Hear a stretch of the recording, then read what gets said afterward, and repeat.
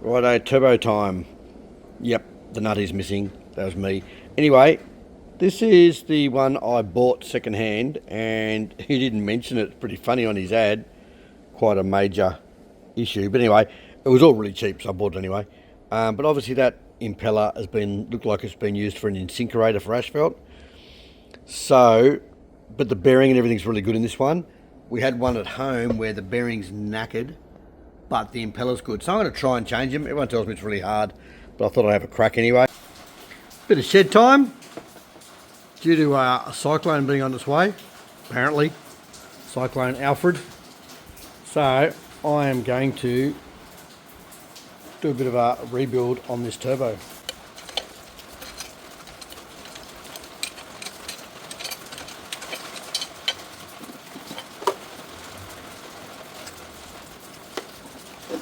Voila.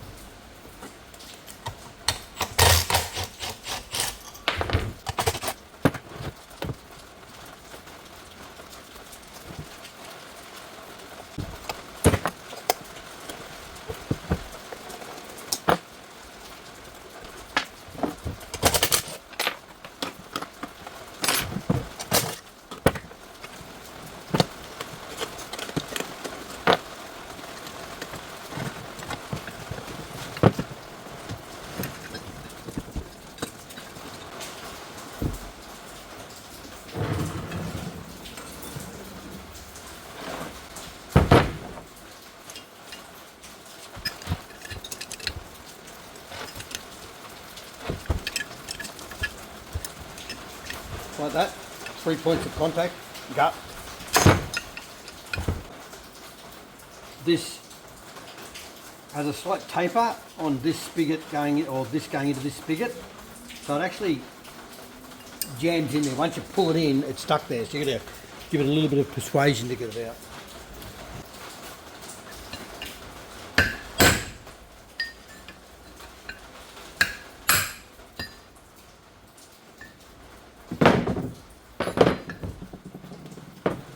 Bolt sliding up so it doesn't actually fall out.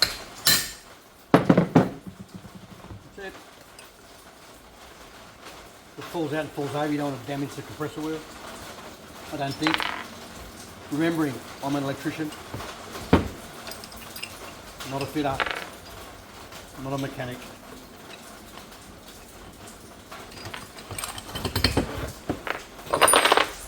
Now just for ease, I might just knock this out. Let's take this plate off. Let's circlip in there.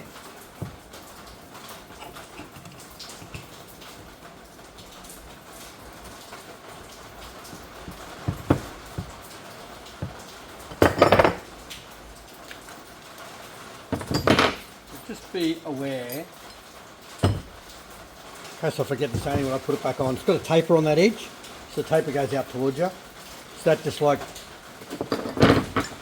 gets in under there and sort of keeps tension on it. If you try and put it in that way, it actually sits up against the lip and never goes in, so something to remember. Right, fun part.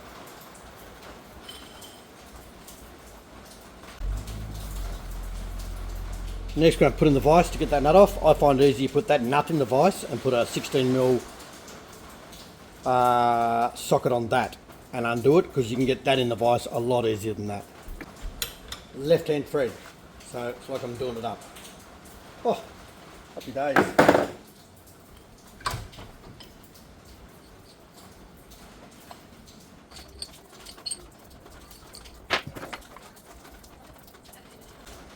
Right now, need to punch that shaft down through the compressor wheel.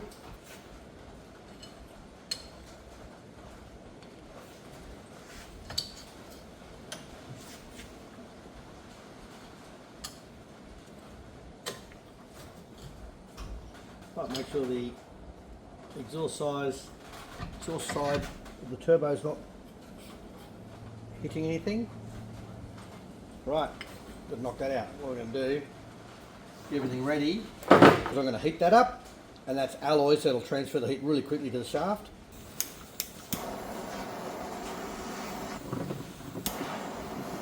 Like that.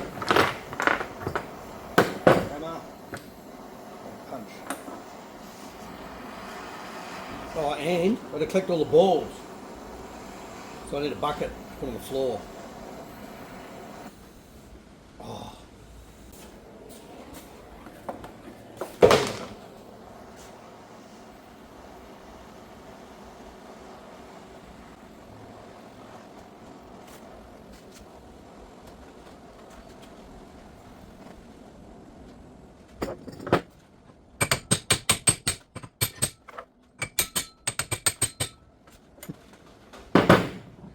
Try and catch it. This is where you use your knee again.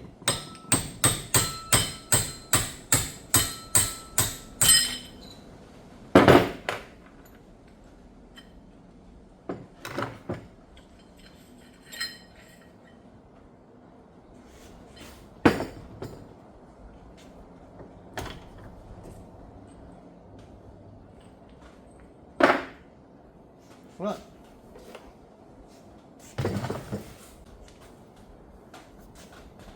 Look at that. All that build up of burnt oil and shit.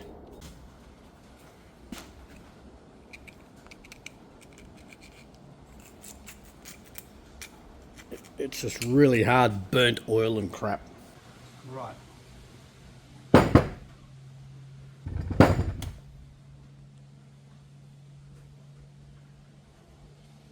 Next. Got to remove that out to get the bearing cartridge out. Oh, more balls. These balls just keep on falling out. Got to take that plate, that little flange plate off. Seal plate.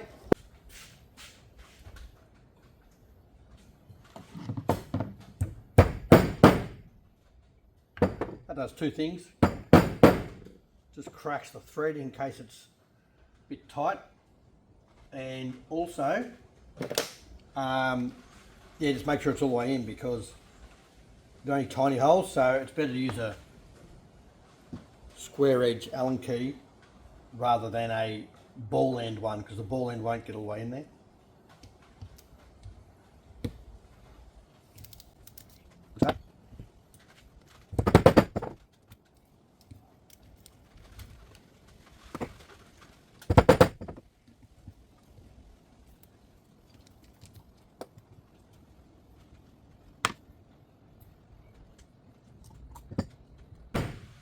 There we go, a few more balls for the collection. Could be 16 all up. Right, now to get this whole bearing, the middle bearing out completely, we need to remove that. That should be an M4 screw. Sometimes you need a slide hammer to pull it out, but I'm hoping. Oh, here we go. Just sits on that little knurl, and that you'll see locates the bearing. So that just goes in there and locates it. That's not real tight. If you get a new kit, you'd have a new pin. What you can do is you can give that a little tap with a hammer, which sounds wrong, just in the middle there, and it actually makes that a bit firmer. But anyway, see how we go. Got to get that out. That should actually, I don't actually have to take that out. That can stay together, because that bearing is fine. I can see all the balls in there, and the race is okay. So this one here, I'm actually just changing the shaft over. I'm not changing that for that, because this one has no build up on it. It's in better condition. So to get that off next, now to get that off, I'll need some bearing puller cap.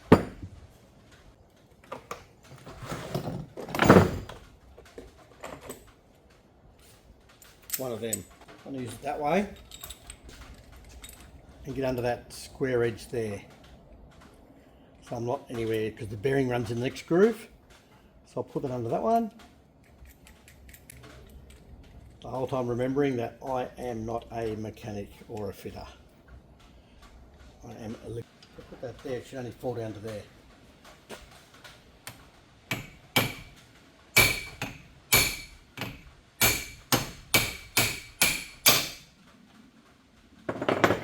That was relatively pain-free. Yep. Spare turbo bits box. Right. Now we're going to reassemble the bearing. So that's got to go in there. Right. I need the cage. Where's the cage? There's the bearings. 2, 4, 6, 8. It's a good start. On.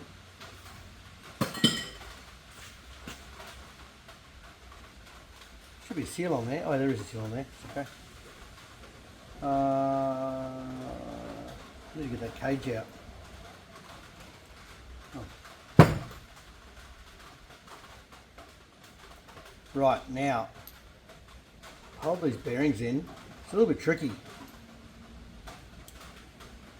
What I do. Oh no. Oh, that's just stuffed up my day.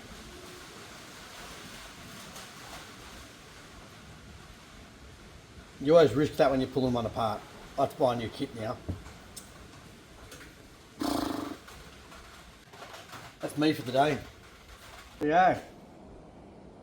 Let's try to throw this bearing back together. Let's start with a clean rag, eh?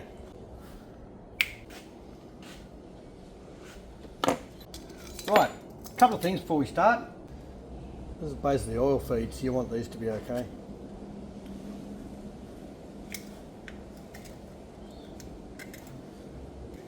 That one's okay. That other one, they were clogged up to the shit house.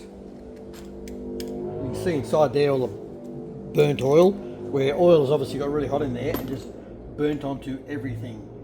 Where's the best example of it? There. So that's what we're cleaning out.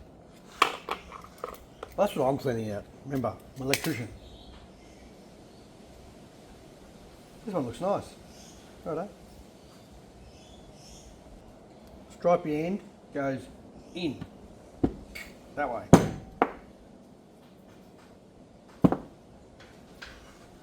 Long end goes opposite that.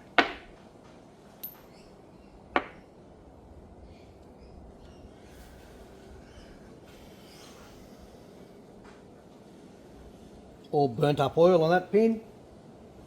In the rubbish pile, we'll use this one.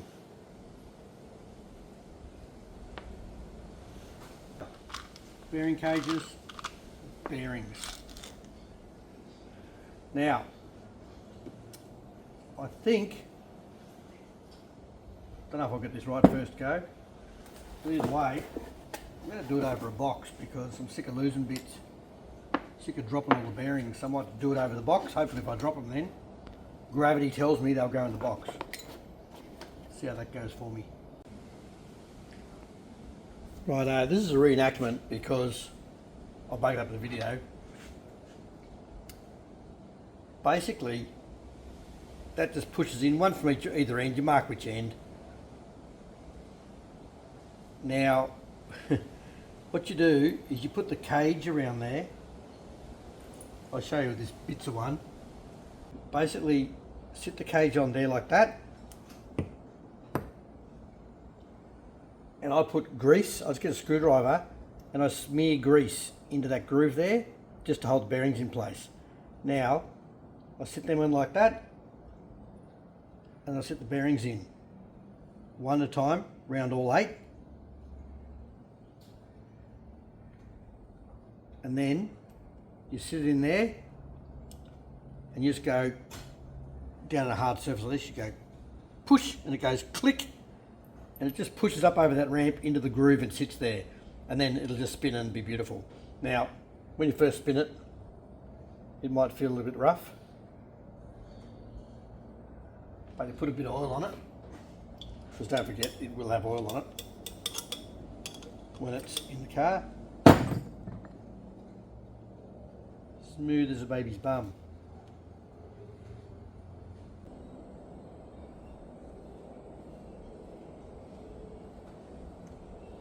There you go. Take two.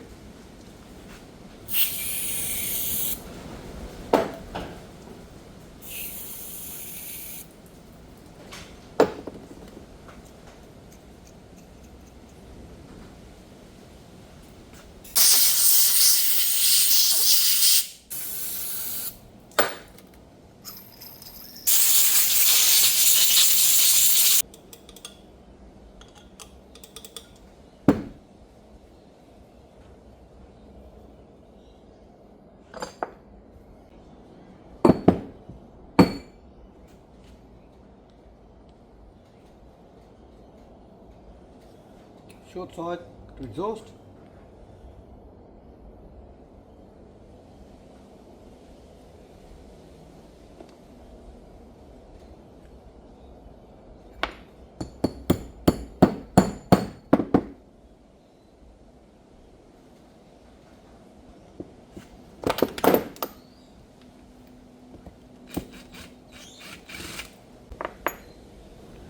Now the flange seal plate back on.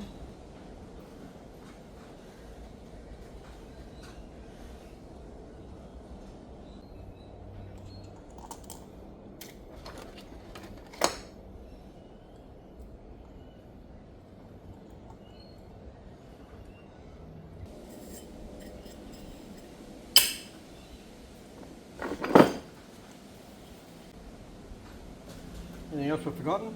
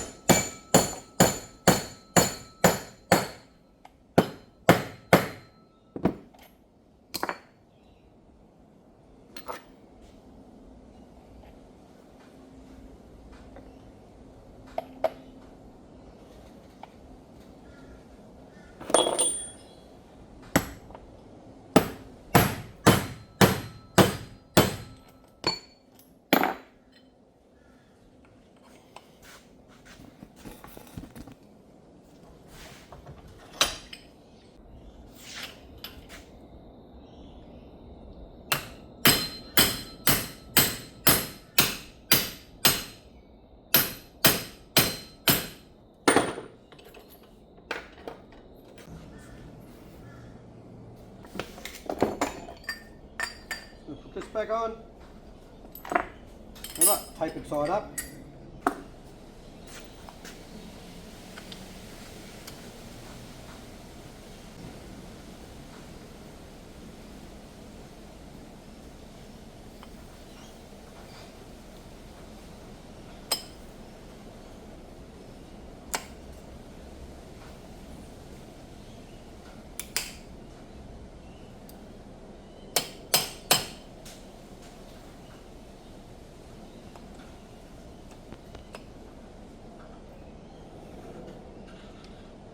Yep, I can see the edge of the taper evenly around there, so that's all good.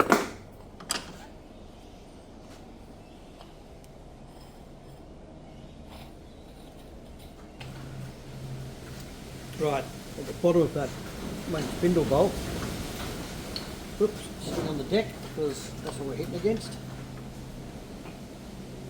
That doesn't need to be tight, it's just enough to hold it. As long as that's down, it's all good. This has got various marks in it, and I don't know if the grinding marks are for balance or what, but I didn't take note of where I pulled it apart, and I'm not using the one that came with this shaft, so guess what, balance is not going to matter today.